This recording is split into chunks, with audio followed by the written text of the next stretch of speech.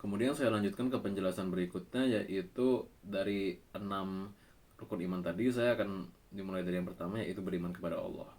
Jadi hubungan kita kepada Allah itu hubungan yang vertikal. Seorang muslim memiliki hubungan dengan Allah secara vertikal. Setiap pekerjaan yang dilakukan oleh seorang muslim hanya akan memiliki nilai ketika dijadikan sebagai ibadah kepada Allah. Beriman kepada Allah merupakan persoalan terpenting bagi kehidupan seorang muslim. Iman kepada Allah menjadi dasar bagi pembentukan identitas sebagai muslim. Beriman kepada Allah menjadi prinsip dasar bagi seluruh sistem umum yang ada di dalam kehidupan seorang muslim secara menyeluruh. Makna dari beriman kepada Allah yang paling dasar adalah meyakini keberadaan Allah dan meyakini bahwa Dialah pencipta, penguasa, dan pengatur alam semesta dan segala isinya. Kemudian, makna berikutnya ialah meyakini bahwa hanya Dialah Tuhan yang layak untuk disembah dan Dialah satu-satunya Tuhan serta tiada Tuhan lain selain Dia. Beriman kepada Allah juga berarti meyakini kesempurnaan dari sifat-sifatnya sesuai dengan dalil nakli dan dalil akli. Bismillahirrahmanirrahim. Assalamualaikum warahmatullahi wabarakatuh. Perkenalkan, nama saya Muhammad Abetonoto. Saya berasal dari Angkatan 2022, Prodi S1 Psikologi.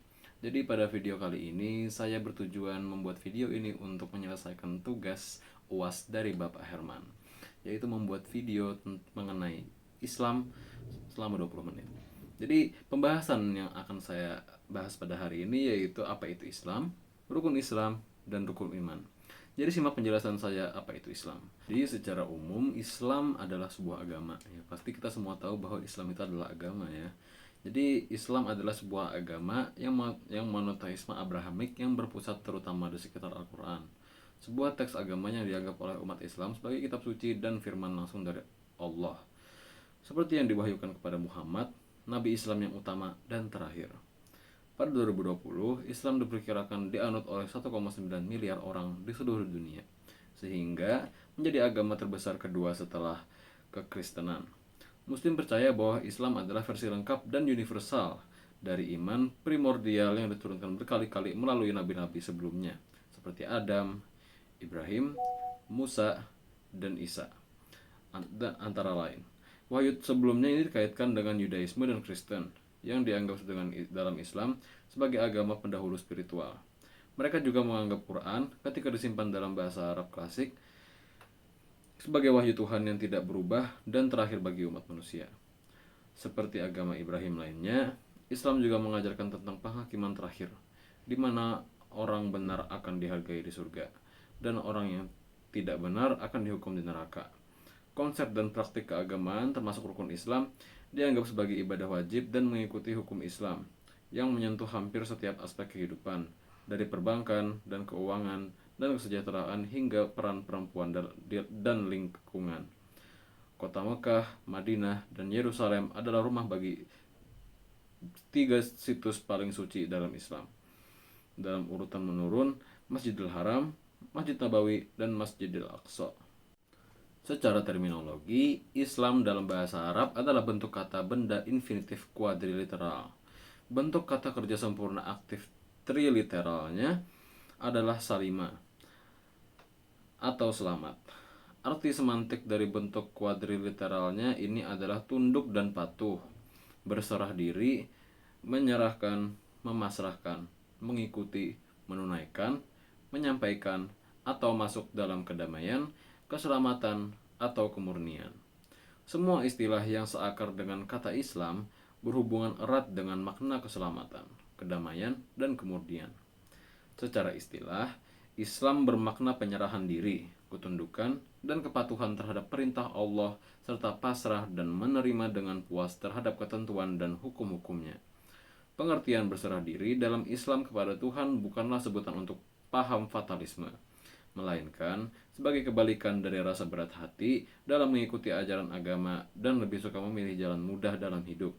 Seorang muslim mengikuti perintah Allah tanpa menentang atau mempertanyakannya, tetapi disertai usaha untuk memahami hikmahnya.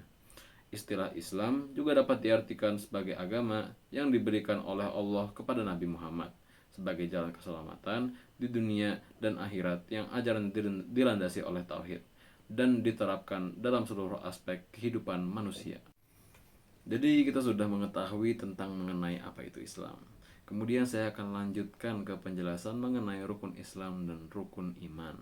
Jadi sebelum kita memasuki hal tersebut, kita pasti tahu ya rukun Islam dan rukun iman ya. Apalagi sebagai seorang muslim, berapa pentingnya kedua hal ini. Yang apabila salah satunya tidak terjalani dari kedua hal ini, apakah kita bisa disebut dengan Islam? Ya, perlu dipertanyakan lagi, karena hal inilah yang menentukan keislaman kita. Jadi kita mungkin mempelajari lagi ya mengenai apa itu rukun Islam dan rukun iman. Simak penjelasan dari saya. Yang pertama, kita akan memasuki ke rukun Islam. Rukun Islam adalah 5 hal dasar yang diajarkan dalam sistem teologi Islam. 5 hal tersebut antara lain mengucapkan 2 kalimat syahadat, melaksanakan sholat, melaksanakan puasa, membayar zakat, dan pergi haji bagi yang mampu. Kelima rukun itu disebut dalam hadis Jibril. Nah, sebelumnya tadi saya ada menyinggung mengenai hadis Jibril. Apa sih itu hadis Jibril? Hadis Jibril adalah sebuah hadis yang memuat definisi tentang Islam, iman, ihsan, dan tanda-tanda hari kiamat menurut akidah umat Islam. Hadis ini diriwayatkan dari sahabat Umar bin Al-Khattab dan Abu Hurairah. Hadis ini dapat ditemukan di kedua kitab Sahihain, Sahih Bukhari, dan Sahih Muslim. Juga Arba'in Nawawi hadis kedua. Nah, kemudian kembali lagi ke rukun Islam. Jadi yang pertama tadi rukun Islam itu ada syahadat ya. Jadi apa sih itu syahadat? Saya akan menjelaskan mengenai apa itu syahadat. Syahadat atau persaksian memiliki makna mengucapkan dengan lisan, membenarkan dengan hati, lalu mengamalkannya melalui perbuatan. Adapun orang yang mengucapkannya secara lisan, namun tidak mengetahui maknanya dan tidak mengamalkannya, maka tidak ada manfaat sama sekali syahadatnya. Kemudian saya lanjutkan makna la ilaha illallah atau syahadat, yaitu tidak ada yang berhak disembah secara hak di bumi maupun langit melainkan Allah semata. Dialah ilah yang hak, sedangkan ilah sesembahan selainnya adalah batil. Ilah maknanya ma'bud, yang diibadahi. Secara harfiah, la ilaha illallah berarti tiada Tuhan selain Allah. Orang yang beribadah kepada selain Allah adalah kafir dan musyrik terhadap Allah, sekalipun yang dia sembah itu seorang nabi atau wali. Sebab orang-orang musyrik yang dahulu menyelisihi Rasul, mereka tidak menyembah para nabi dan wali dan orang soleh, melainkan dengan memakai alasan ini. Akan tetapi itu merupakan alasan batil lagi tertolak. Sebab mendekatkan diri kepada Allah Ta'ala dan bertawasul kepadanya tidak boleh dengan cara menyelewengkan ibadah kepada selain Allah, melainkan hanya dengan menggunakan nama-nama dan sifatnya, dengan perantaraan amal saleh yang diperintahkannya seperti sholat, sodakoh, zikir, puasa, jihad, haji, bakti kepada orang tua, serta lainnya. Demikian pula dengan perantara doanya seorang mukmin yang masih hidup dan hadir di hadapannya ketika mendoakan. Kemudian saya lanjutkan ke rukun Islam yang kedua, yaitu sholat. Sholat ya seperti yang kita tahu, sholat 5 waktu ya. Sholat fardu pasti kita nggak mungkin meninggalkan sebagai seorang muslim. Jadi sholat 5 waktu sehari semalam yang Allah syariatkan adalah sarana interaksi antara Allah dengan seorang muslim di mana ia bermunajat dan berdoa kepadanya. Sholat juga untuk menjadi sarana pencegah bagi seorang muslim dari berbuatan keji dan mungkar, sehingga ia memperoleh kedamaian jiwa dan badan yang dapat membahagiakannya di dunia dan akhirat. Allah mensyariatkan dalam sholat, suci badan, pakaian, dan tempat yang digunakan untuk sholat.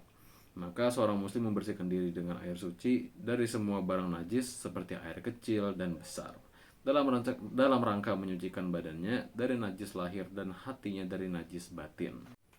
Yang seperti kita tahu, sholat merupakan tiang agama. Ia sebagai rukun terpenting Islam setelah 2 kalimat syahadat. Seorang muslim wajib memeliharanya semenjak usia balik hingga mati. Ia wajib memerintahkannya kepada keluarga dan anak-anaknya semenjak usia 7 tahun dalam rangka membiasakannya. Allah Ta'ala berfirman, sesungguhnya sholat itu adalah kewajiban yang ditentukan waktunya atas orang-orang yang beriman. Surah An-Nisa ayat 103. Sholat wajib bagi seorang muslim dalam kondisi apapun, hingga pada kondisi ketakutan dan sakit. Seorang menjalankan sholat sesuai kemampuannya, baik dalam keadaan berdiri, duduk, maupun berbaring. Bila ia tidak mampu, kecuali sekedar dengan isyarat mata atau hatinya, maka ia boleh sholat dengan isyarat. Rasulullah Shallallahu Alaihi Wasallam mengabarkan bahwa orang yang meninggalkan sholat itu bukanlah seorang muslim, entah laki atau perempuan. Ia bersabda, perjanjian antara kami dengan mereka adalah sholat. Siapa yang meninggalkannya berarti telah kafir. Hadis riwayat Tirmizi, Nasai, Ibnu Majah, dan Ahmad. Sholat 5 waktu itu adalah sholat subuh, sholat duhur, sholat asar, sholat maghrib, dan sholat isya. Waktu sholat subuh dimulai dari munculnya fajar shadiq di ufuk timur dan berakhir saat terbit matahari. Tidak boleh menunda sampai akhir waktunya. Waktu sholat zuhur dimulai dari condongnya matahari hingga sesuatu sepanjang bayang-bayangnya. Waktu sholat asar dimulai setelah habisnya waktu sholat duhur hingga matahari menguning dan tidak boleh menundanya hingga akhir waktu. Akan tetapi, ditunaikan selama matahari masih putih cerah. Waktu maghrib dimulai setelah terbenam matahari dan berakhir dengan lenyapnya senja merah. Dan tidak boleh ditunda hingga akhir waktunya. Sedang waktu sholat isya dimulai setelah habisnya waktu maghrib hingga akhir malam dan tidak boleh ditunda setelah itu. Seandainya seorang muslim menunda-nunda sekali sholat saja dari ketentuan waktunya hingga keluar waktunya tanpa alasan yang dibenarkan syariat di luar keinginannya, maka ia telah melakukan dosa yang sangat besar. Ia harus bertaubat kepada Allah dan berjanji untuk tidak mengulanginya lagi. Kemudian saya akan menjelaskan mengenai rukun Islam yang ketiga, yaitu puasa.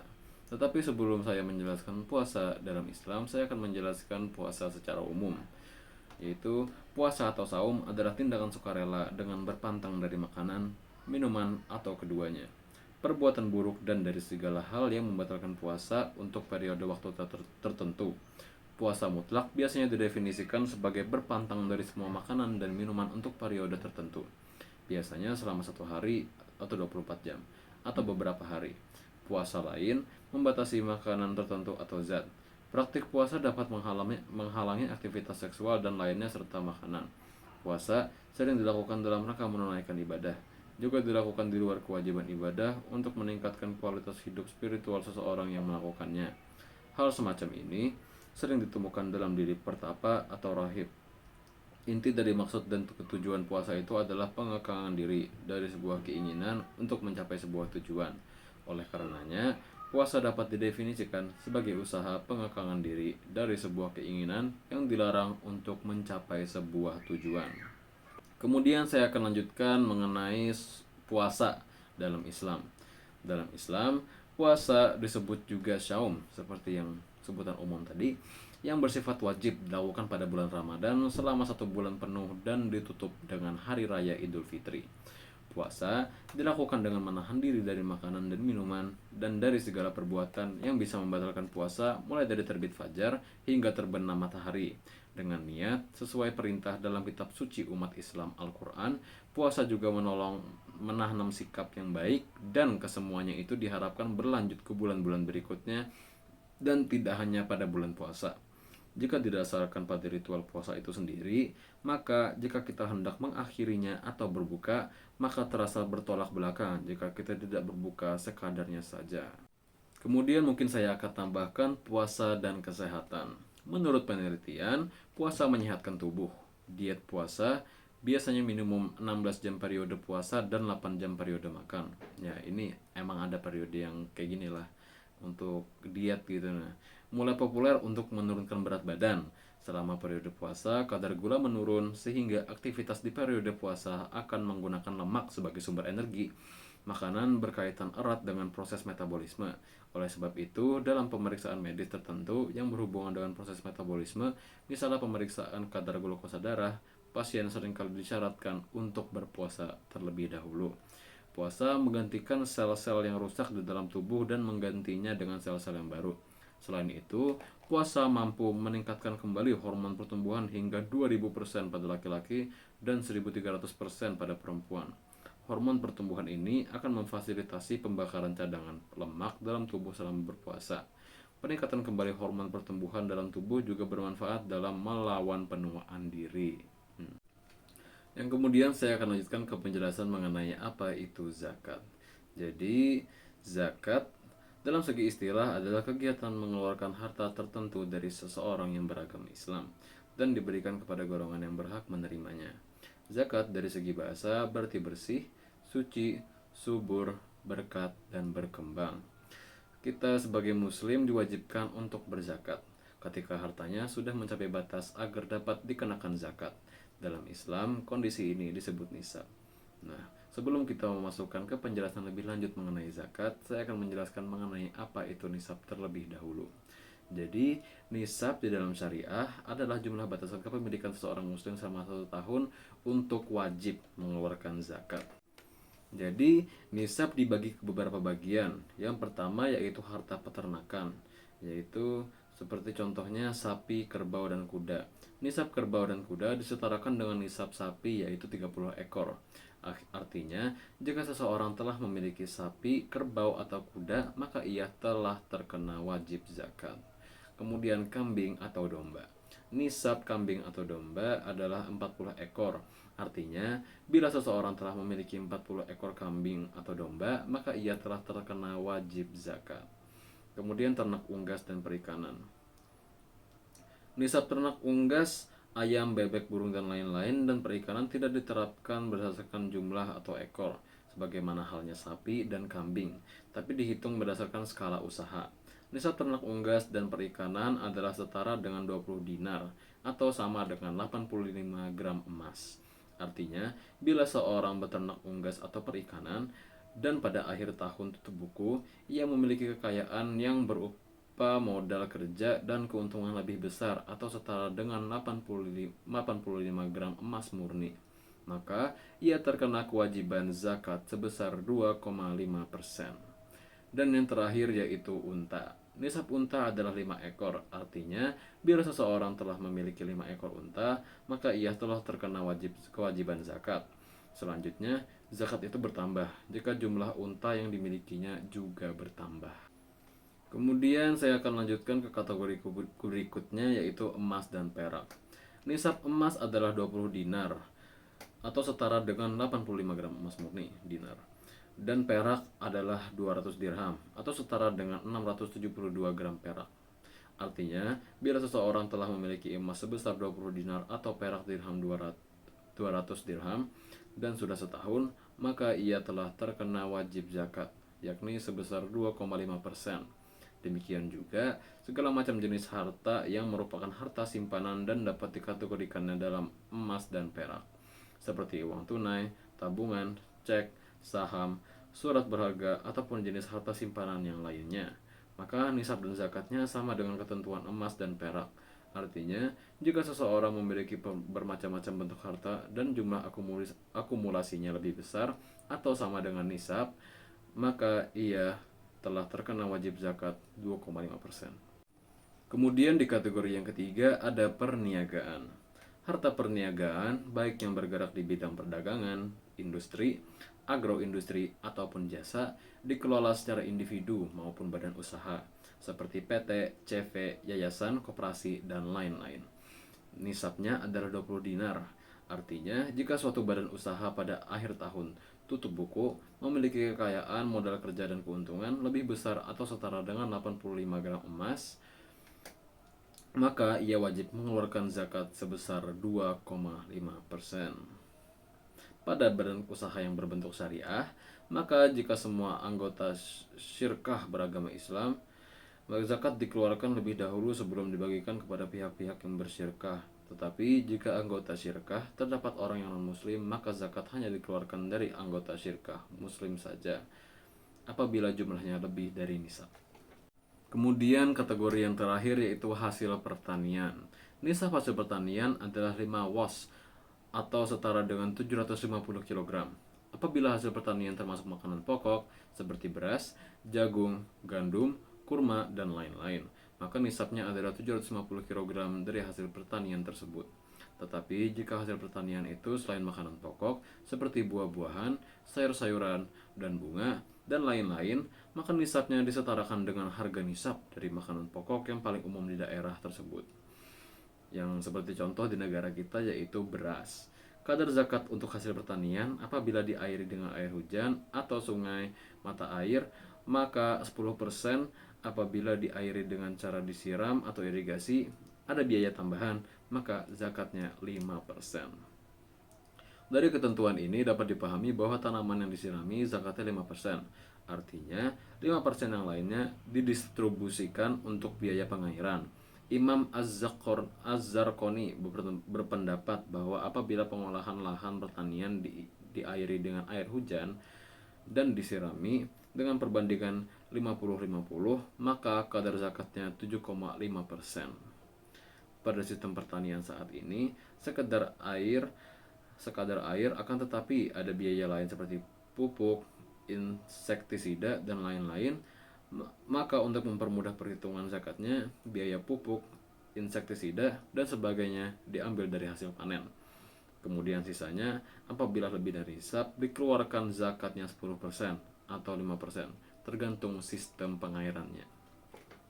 Nah, kemudian kita lanjutkan lagi ke pembahasan zakat. Zakat juga diwajibkan diberikan ketika umat muslim telah melaksanakan puasa di bulan Ramadan selama 1 bulan penuh. Jika penguasanya adalah muslim dan mereka menjalankan syariat Islam secara utuh, merekalah yang mengumpulkan dan membagi uang zakat, sebab mereka akan takut menyalahgunakan harta milik Allah Subhanahu wa taala. Penguasa yang demikian akan mendapat pahala membagi zakat melalui pemerintah, mengandung hikmah yang tinggi. Penerima lebih terhormat, dia terhindar dari rasa malu karena tidak banyak orang tahu kalau dia harus menerima dari orang per orang dan berkeliaran di jalan-jalan. Ini memberikan kesan rendah untuk mereka menerima dan rendah untuk agama. Jika para pelaksana, pengumpul, dan pembagi zakat dari pemerintah diragukan kejujurannya, akan lebih baik dibagi sendiri saja. Untuk apa repot-repot? Akhirnya uang itu menguap apabila pembagiannya dilakukan sendiri tanpa melalui pemerintah atau lembaga zakat. Lebih baik dirahasiakan, terutama kepada anak pemberi yang belum dewasa. Ini karena dia bisa menganggap rendah atau hina terhadap anak-anak dari orang tua penerima zakat ayahnya. Diutamakan memberi zakat kepada fakir miskin dan sanak keluarga, lalu tetangga, kawan dekat, atau kenalan, dengan mendahulukan laki-laki atau perempuan yang saleh. Baik, kemudian saya lanjutkan ke rukun Islam yang terakhir, yaitu haji. Haji adalah ziarah Islam tahunan ke Mekah, kota suci umat Islam, dan kewajiban wajib bagi umat Islam yang harus dilakukannya setidak sekali seumur hidup mereka oleh semua orang muslim dewasa yang secara fisik dan finansial mampu melakukan perjalanan dan dapat mendukung keluarga mereka selama ketidakhadiran mereka. Ini adalah satu dari 5 rukun Islam, di samping syahadat, sholat, zakat, dan puasa. Haji adalah pertemuan tahunan besar orang-orang di dunia.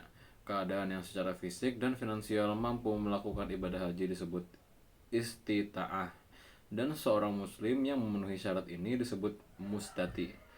Haji adalah demonstrasi solidaritas orang-orang muslim dan ketundukan mereka kepada Allah. Kata haji berarti berniat melakukan perjalanan yang berkonotasi baik, tindakan luar dari perjalanan, dan tindakan ke dalam niat. Ziarah terjadi dari tanggal 8 sampai 12 dari Zulhijjah, bulan terakhir kalender Islam. Karena kalender Islam adalah bulan dan tahun Islam kira-kira 11 hari lebih pendek daripada kalender Gregorian. Tanggal haji Gregorian berubah dari tahun ke tahun. Ihram adalah nama yang diberikan pada keadaan spiritual khusus di mana peziarah mengenakan 2 lembar putih kain halus dan menjauhkan diri dari tindakan tertentu. Haji dikaitkan dengan kehidupan Nabi Islam Muhammad dari abad ke-7. Namun ritual ziarah ke Mekah dianggap oleh umat Islam untuk meregangkan ribuan tahun sampai Ibrahim. Selama haji, peziarah bergabung dalam prosesi ratusan ribu orang yang secara bersamaan berkumpul di Mekah selama seminggu haji dan melakukan serangkaian ritual. Setiap orang berjalan berlawanan arah jarum jam 7 kali di sekitar Ka'bah. Berjalan bolak-balik antara bukit-bukit Safa dan Marwah, minuman dari sumur Zam-Zam, sampai ke dataran Gunung Arafah untuk berjaga-jaga. Menghabiskan 1 malam di dataran Musdalifah dan melakukan rajam simbolis iblis dengan melemparkan batu ke 3 pilar. Para peziarah kemudian mencukur kepala mereka, melakukan ritual pengorbanan hewan, dan merayakan festival global 3 hari Idul Adha. Jamaah haji juga bisa pergi ke Mekah untuk melakukan ritual di lain waktu sepanjang tahun. Ini kadang disebut ziarah yang lebih rendah atau umroh. Namun, biarpun mereka memilih untuk melakukan umroh, mereka masih diwajibkan untuk melakukan ibadah haji di lain waktu dalam hidup mereka. Jika mereka memilih sarana untuk melakukannya, karena umroh bukan pengganti haji. Kemudian penjelasan haji secara definisi. Secara lughawi, haji berarti menyengaja atau menuju dan mengunjungi. Menurut etimologi bahasa Arab, kata haji mempunyai arti qasd, yakni tujuan, maksud, dan menyengaja. Menurut istilah syara, haji ialah menuju ke Baitullah dan tempat-tempat tertentu untuk melaksanakan amalan-amalan ibadah tertentu pula. Yang dimaksud dengan tempat-tempat tertentu dalam definisi di atas selain Ka'bah dan Mas'a, tempat sa'i, juga Arafah, Musdalifah, dan Mina. Yang dimaksud dengan waktu tertentu ialah bulan-bulan haji yang dimulai dari Syawal sampai 10 hari pertama bulan Zulhijjah. Adapun amal ibadah tertentu ialah tawaf, sa'i, wukuf, masbid di Musdalifah, melontar jumroh, mabit di Mina, dan lain-lain. Jadi sekian itu penjelasan dari saya mengenai rukun Islam. Yang akan saya lanjutkan mengenai penjelasan dari rukun iman. Ya, saya jelaskan apa itu rukun iman. Jadi apa sih itu rukun iman? Rukun iman adalah asas-asas di dalam agama Islam yang menjadi dasar pembentukan akidah. Asas-asas keimanan dalam rukun iman berjumlah 6. Masing-masing meliputi keimanan kepada Allah, para nabi dan rasul, para malaikat, kitab-kitab Allah, hari kiamat, serta qada dan qadar. Dasar keimanan. Seorang muslim hanya dapat merasakan keimanan ketika memenuhi 3 jenis persyaratan. Pertama, memiliki perasaan cinta kepada Allah dan Nabi Muhammad melebihi perasaan cinta terhadap apapun yang lainnya. Kedua, perasaan cinta yang diberikan kepada manusia didasarkan kepada ketaatan kepada Allah dan bukan atas dasar hawa nafsu. Sedangkan yang ketiga ialah perasaan takut terhadap kekufuran yang sama seperti rasa takut terhadap api neraka. Keimanan di dalam Islam terbagi menjadi sedikitnya 60 jenis. Ini diketahui berdasarkan hadis yang diriwayatkan oleh Muhammad bin Ismail al-Bukhari. Dalam hadis ini disebutkan bahwa iman berjumlah lebih dari 60 cabang dan salah satu di antaranya iman ini adalah rasa malu. Tingkat keimanan seorang muslim dianggap rendah ketika tidak lagi memiliki rasa malu. Hilangnya rasa malu diartikan sebagai awal bagi keberanian untuk melakukan perbuatan maksiat dan pelanggaran terhadap ketetapan Allah. Kemudian saya lanjutkan ke penjelasan berikutnya, yaitu dari 6 rukun iman tadi saya akan dimulai dari yang pertama, yaitu beriman kepada Allah. Jadi hubungan kita kepada Allah itu hubungan yang vertikal. Seorang muslim memiliki hubungan dengan Allah secara vertikal. Setiap pekerjaan yang dilakukan oleh seorang muslim hanya akan memiliki nilai ketika dijadikan sebagai ibadah kepada Allah. Beriman kepada Allah merupakan persoalan terpenting bagi kehidupan seorang muslim. Iman kepada Allah menjadi dasar bagi pembentukan identitas sebagai muslim. Beriman kepada Allah menjadi prinsip dasar bagi seluruh sistem umum yang ada di dalam kehidupan seorang muslim secara menyeluruh. Makna dari beriman kepada Allah yang paling dasar adalah meyakini keberadaan Allah dan meyakini bahwa Dialah pencipta, penguasa, dan pengatur alam semesta dan segala isinya. Kemudian, makna berikutnya ialah meyakini bahwa hanya Dialah Tuhan yang layak untuk disembah dan Dialah satu-satunya Tuhan serta tiada Tuhan lain selain Dia. Beriman kepada Allah juga berarti meyakini kesempurnaan dari sifat-sifatnya sesuai dengan dalil nakli dan dalil akli. Saya lanjutkan ke rukun iman yang kedua, yaitu beriman kepada malaikat. Beriman kepada malaikat berarti meyakini bahwa malaikat merupakan hamba dan makhluk Allah yang paling mulia. Keimanan ini juga meliputi keyakinan bahwa malaikat diciptakan oleh Allah dari cahaya. Ini membedakan malaikat dengan manusia yang diciptakan dari tanah dan jin yang diciptakan dari api yang menyala. Para malaikat telah diberi tugas oleh Allah dan mereka melaksanakan tugas tersebut secara patuh. Tugas-tugas malaikat ini berkaitan dengan penjagaan manusia dan pencatatan amal perbuatannya. Ada juga malaikat yang ditugaskan untuk mengurus surga dan neraka. Selain itu, ada malaikat yang ditugaskan hanya untuk melakukan tasbih dan mengucapkan pujian kepada Allah sepanjang waktu tanpa henti.